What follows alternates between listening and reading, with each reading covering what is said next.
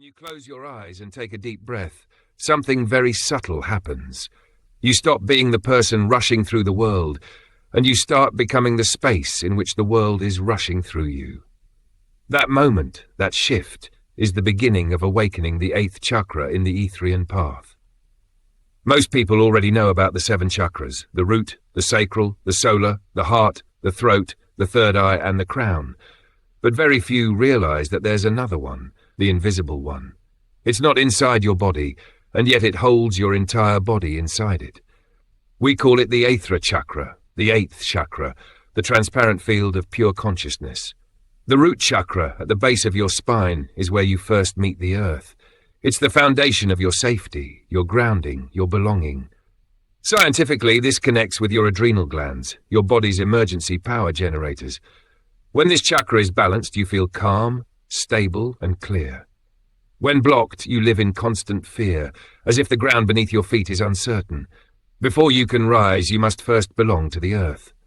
The 2nd chakra, just below your navel, is the sacral center, the seat of emotions, sensuality, and creativity. This is your ocean. Science connects it to the limbic system and hormones like dopamine and oxytocin, chemicals of joy and bonding. When it flows freely, you create art, you feel love, and you trust the movement of life. When it's blocked, you drown in guilt or emptiness. The 3rd chakra, the solar plexus, is your inner fire, your personal sun. Located above the navel, it's linked to your gut-brain axis, where hundreds of millions of neurons live in your digestive system. Science calls this the enteric nervous system, your second brain. It's where intuition whispers before the mind understands. When this chakra awakens, you stop doubting your inner strength. You no longer seek approval, you radiate confidence from within. The 4th chakra, the heart, the meeting point of body and spirit.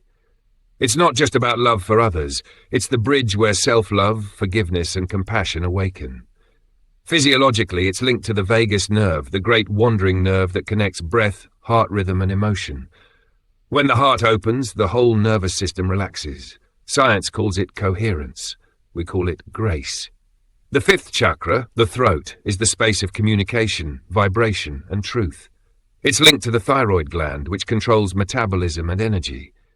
In modern terms, it's the zone where the nervous system meets the voice, where emotion turns into expression. Most people are blocked here because they've silenced themselves for too long.